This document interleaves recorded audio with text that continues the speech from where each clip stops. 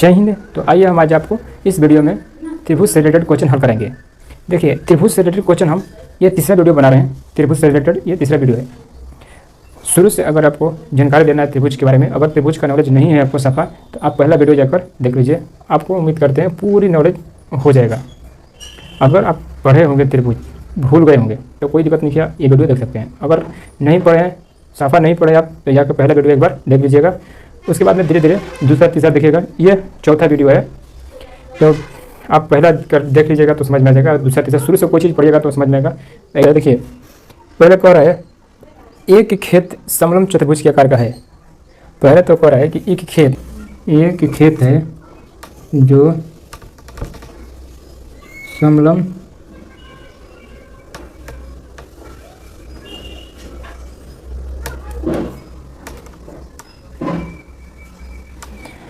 देखिए, एक खेत समलंब चतुर्भुज के आकार का है। हम लिख दिए, बना दिए। जिसकी समांतर भुजाएं 25 मीटर तथा 10 मीटर है। समांतर भुजाएं 25 मीटर 10 मीटर है, तो हम इसको 25 मान लेते हैं। 25 मीटर और 10 मीटर है, इसको हम 10 मीटर मानते हैं समांतर भुजाएं। इसकी असमांतर भुजाएं 14 मीटर और 13 मीटर है। असमांतर भुजाएं 14 मीटर और 13 मीटर है। इस खेत का क्षेत्रफल है। तो खेत का क्षेत्रफल यानी कि समलंब चतुर्भुज का क्षेत्रफल, तो समलंब चतुर्भुज के क्षेत्रफल होता है और समांतर भुजाएं 25 मीटर तथा 10 मीटर दिया है और 14 मीटर 13 मीटर इसका असमांतर भुजाएं दिया है। क्षेत्रफल निकालना है, तो पहले तो हम देखेंगे किसका क्षेत्रफल बोल रहा है। तो समलंब चतुर्भुज के आकार का दिया है, तो इसी का क्षेत्रफल पूछेगा। तो समलंब चतुर्भुज का क्षेत्रफल बराबर होता है 1/2 इंटू समांतर भुजाओं का योग इंटू ऊंचाई। तो ऊंचाई एक होगा, ऊंचाई होगा और एक समांतर भुजा होगा। तो समांतर भुजा ये हो गया और ऊंचाई ये हो गया। अगर हमको मालूम है कि समलंब चतुर्भुज का क्षेत्रफल बराबर होता है 1/2 इंटू समांतर भुजाओं का योग इंटू ऊंचाई, तो ऊंचाई को चाहिए हमको। और इसमें समांतर भुजा 25 दिया है, 25 मीटर 10 मीटर, तो 25 मीटर टोटल है, 10 मीटर दिया है। 10 मीटर इसका हो गया। ये जब इसका 10 हो गया तो 10 इसको होगा, क्योंकि ये समांतर है, ये पूरा समलंब है। समांतर ये है, असमलंब पूरा है। समांतर ये है, असमलंब पूरा है। तो हमको समांतर पहले देखना है। फिर बोला कि असमांतर भुजाएं 14 मीटर 13 मीटर है। असमांतर 14 मीटर और 13 मीटर है। तो जब ये 13 हो गया तो 13 ये भी हो जाएगा, 13 ये भी हो जाएगा। तो हम मान लेते हैं इसको A B C D, इसको मान लेते हैं E, इसको मान लेते हैं M। ये तो अपने से लिखे हैं, ये कोई जरूरी नहीं है, ये तो अपने से लिखे हैं। अब देखिए, पहले इसको ज्ञात करने के लिए पहले इसको पढ़ लीजिए, क्योंकि इसको हम मिटाएंगे। इसको मिटका के ही बनाएंगे, बनेगा सही से, नहीं तो इसमें फिर इसमें बनाएंगे फिर मिटकाएंगे। 2 स्टेप में इसको क्लियर करना है। एक बार पढ़ लीजिए। एक खेत समलंब चतुर्भुज के आकार का है, जिसकी समांतर भुजाएं 25 मीटर तथा 10 मीटर है। इसकी असमांतर भुजाएं 14 मीटर और 13 मीटर है। इस खेत का क्षेत्रफल निकालें, जो कि यहाँ पर हम लिख दिए। समांतर भुजाएं 25 मीटर तो 10 मीटर ये हो जाएगा, तथा 10 मीटर दिया है तो 10 मीटर ये 10 मीटर। इसकी असमांतर भुजाएं 14 13 तो 14 13, तो ये 13 वाला 13 भी हो जाएगा। तो हम ABCD मान लीजिए समलंब चतुर्भुज ABCD। आइए, समांतर चतुर्भुज हमको पहले BE का मान ज्ञात करना पड़ेगा। देखिए, हम इस पर बना देंगे, इसका कोई जरूरत नहीं है, क्योंकि जरूरत था तो ये क्षेत्रफल निकालिए समलंब का। तो समलंब का क्षेत्रफल यहाँ पर लिख देते हैं। समलंब का क्षेत्रफल ज्ञात करना है। समलंब का क्षेत्रफल ज्ञात करना है।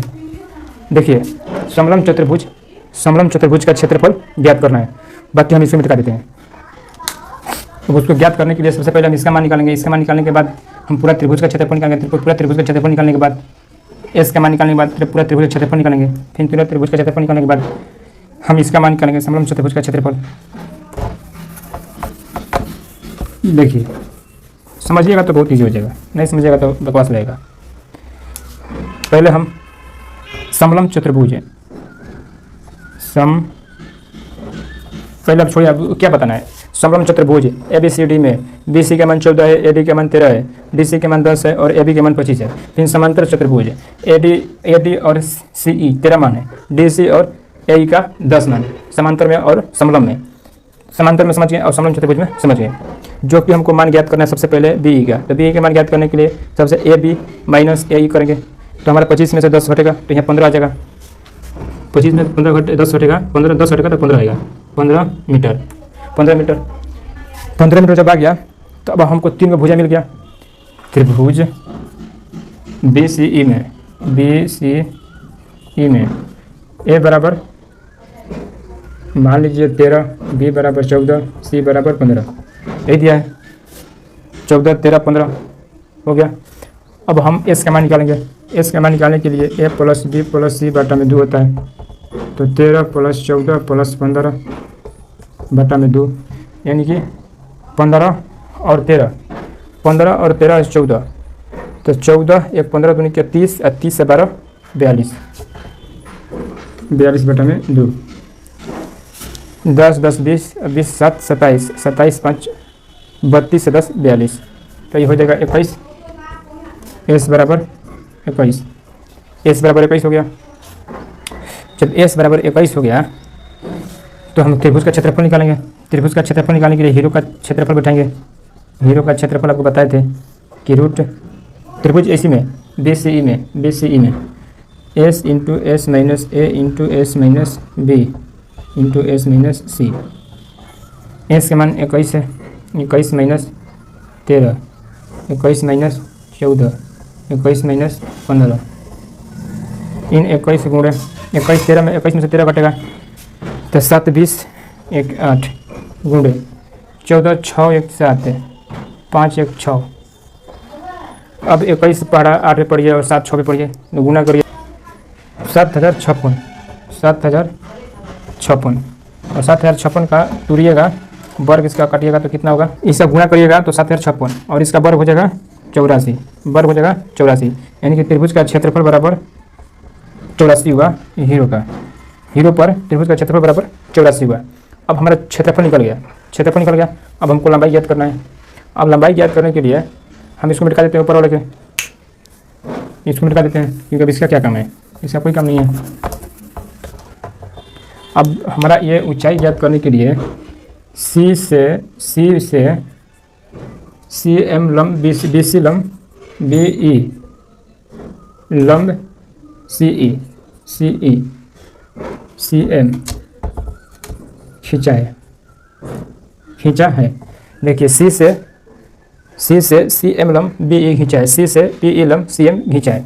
अब इसका लंबाई ज्ञात करना है। लंबाई ज्ञात करने के लिए त्रिभुज का क्षेत्रफल बराबर होता है 1/2 इंटू आधार गुणे ऊंचाई, आधार गुणे ऊंचाई। तो 1/2 इंटू आधार कितना है 15 गुणा ऊंचाई नहीं है तो ऊंचाई CM डाल देते हैं, और क्षेत्रफल कितना है 84, क्षेत्रफल बराबर 84। अब ये 2 है, ये 15 है, तो ये 84 गुणा 15 हो जाएगा। ये हमारा गुना है, ये तो कटेगा नहीं, तो 15 बटा में 2 CM बराबर में 84। तो ये हमारा 15 नीचे आ जाएगा और गुणा ऊपर चलेगा, तो गुणा ऊपर 2 बटा में 15, यानी कि CM बराबर 84 गुणा 2 बटा में 15। तो अब ये कटेगा 3 6 3 8 24, 3 5 15, 3 5 15, 3 दूनी के 6 बचल 2, 3 8 24, तो 28 दूनी का 56 बटा में 5, 28 दूनी का 56 बटा में 5। अब देखिए हमारा क्या हुआ कि ऊंचाई निकल गया, ऊंचाई निकल गया। CM बराबर 56 बटा में 5। कुछ नहीं करना है, अब चुपचाप हमको समलम चतुर्भुज का क्षेत्रफल ज्ञात कर देना है। यहाँ तक समझ गए। एक समलम चतुर्भुज है जिसका AB बराबर 25 और BC बराबर 10 और AD बराबर 13 और BC बराबर 14 दिया है। दूसरा बार में समांतर चतुर्भुज AECD में AD बराबर 13, AC बराबर 13, DC बराबर 10 और AE बराबर 10, क्योंकि समांतर चतुर्भुज में आमने सामने की भुजाएं बराबर होती है। तो हमको मान ज्ञात करना है। सबसे पहले इसका मान नहीं था, तो इसका मान ज्ञात करने के लिए AB माइनस AE किए तो इसका मान आ गया। जब इसका मान आ गया तो हमको त्रिभुज का क्षेत्रफल ज्ञात करना है। त्रिभुज का क्षेत्रफल ज्ञात करने के लिए तीनों भुजा दिया है, तो हम अर्धपरिमेय का फॉर्मूला लगाएंगे। अर्धपरिमेय का फॉर्मूला लगा के A + B + C बटा में 2 किए, तो 13 + 14 + 15 बटा में 2। तो तीनों को जोड़े हैं, तीनों को जोड़ने के बाद बटा में 2 किए और उनको काटे हैं तो 21 आया। 21 दूनी के 42 बटा में 2 आया था। अगर 13 15 14 जोड़िएगा तो 42 आएगा। 42 बटा में 2 किए तो 2 से काटें तो 21 आया, x मान 21 आया। फिर x मान 21 आया तो हीरो का फॉर्मूला बताएं। हीरो का formula number s × s - a × s - b × s - c और 21 s के मान 21 रखें और a b के मान रखें। फिर इसको काटे छाटे गुणा करते हुए 84 आते हुए क्षेत्रफल 84 आ गया। अब तो 84 आ गया। अब फिर हमको क्या करना है, लंबाई ज्ञात करनी। लंबाई ज्ञात करने के लिए c से b लंब cm, c से cm लंब b है, b था। अब इस त्रिभुज में त्रिभुज BCE में, यहाँ पर त्रिभुज में लिखे हैं त्रिभुज BCE में, तो त्रिभुज का क्षेत्रफल कितना आया 84। और त्रिभुज का क्षेत्रफल बराबर 1/2 इंटू आधार गुणा ऊंचाई। त्रिभुज का क्षेत्रफल बराबर 1/2 इंटू आधार गुणा ऊंचाई। तो त्रिभुज का क्षेत्रफल 84 बराबर 1/2 इंटू 15 गुणे cm, आधार 15 और ऊंचाई यानी कि MC या CM का, कोई दिक्कत नहीं है। अब ये 2 है तो 2 गुणा में है तो इधर चलेगा तो भाग में जाएगा, इधर गुणा में तो इधर ऊपर चलेगा। अगर ये 15/2 है तो ये पलटेगा, क्योंकि ये गुणा में है तो भाग में जाएगा, तो भाग में जाएगा तो ये 2 ऊपर चलेगा और ये 15 नीचे आ जाएगा, जैसे कि यहाँ पर हुआ है 84 × 2 तो 15 3 5 15 और 3 8 28 तिहाई 84, 28 तिहाई 84 तो 28 दूनी का 56, 56 बटा में 5 तो CM बराबर 56 बटा में 5, यानी कि हमारा ऊंचाई आ गया। जब ऊंचाई आ गया तो अब क्या करना है, अब हमको समलम चतुर्भुज का क्षेत्रफल ज्ञात करना है। इसी का अनुमान ज्ञात करने के लिए हम लोग इतना झमेला किए हैं, तो कोई दिक्कत नहीं है, हो गया क्लियर। अब हमको खाली समलम चतुर्भुज का क्षेत्रफल ज्ञात करना है, तो हम इसको मिटा देते हैं। देखिए समलम चतुर्भुज का क्षेत्रफल ज्ञात करना है। तो इसका क्षेत्रफल ज्ञात करने के लिए समांतर भुजाओं का योग, समांतर भुजाओं का योग, समलम चतुर्भुज का क्षेत्रफल बराबर 1/2 इंटू समांतर भुजाओं का योग इंटू ऊंचाई। तो 1/2 इंटू समांतर चतुर्भुजाओं का योग इंटू ऊंचाई। तो समांतर भुजाओं का योग कितना है, 25 + 10 35, तो 1/2 इंटू 35 25 + 10 यहाँ से आया ये 35 इंटू ऊंचाई कितना आया था हमारा, ऊंचाई आया था 56 बटा में 5 है, 56 बटा में 5 है, क्योंकि जब हम ऊंचाई निकाले थे तो 56 बटा में 5 आया था, क्योंकि हम मिटा दिया। तो अब देख लीजिएगा 56 बटा में 5 आया तो ये कट जाएगा, 5 7 35, आइए 28, ये 28 कट गया, 28 × 7 करेगा तो 8 7 56 और 7 दूनी का 14, 14 5 19, यानी कि 196 हमारा आया, 196 वर्ग मीटर। देखिए तो 28 × 7 किए 196 आया, 196 वर्ग मीटर, 196 वर्ग मीटर समलम चतुर्भुज का क्षेत्रफल। समलम चतुर्भुज का क्षेत्रफल बराबर 196 वर्ग मीटर। 196 वर्ग मीटर निकालने के लिए कितना स्टेप फॉलो करना पड़ा, अगर आप क्वेश्चन लिखे होंगे और हम जो बनाए हैं देखे होंगे, बहुत इजी है, क्योंकि वैसा कर करके 1 बाई 1 कर करके धीरे धीरे स्टेप बाय स्टेप बनेगा ना, इजी हो जाएगा, कोई भारी मेहनत नहीं होगा। अब